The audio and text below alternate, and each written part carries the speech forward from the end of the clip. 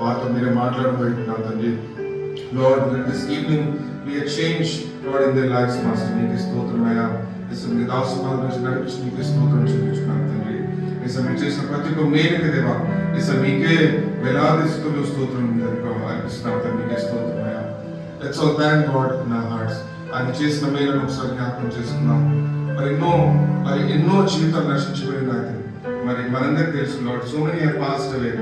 కానీ దేవుడు తన కృపలో, తన మహాకృపలో మనందరినీ మన సజీవులెక్కలో ఉంచి ఆయన సన్నిధిలో ఉంచినాడంటే మన దేవుని కృప, దేవుని మహాకృప.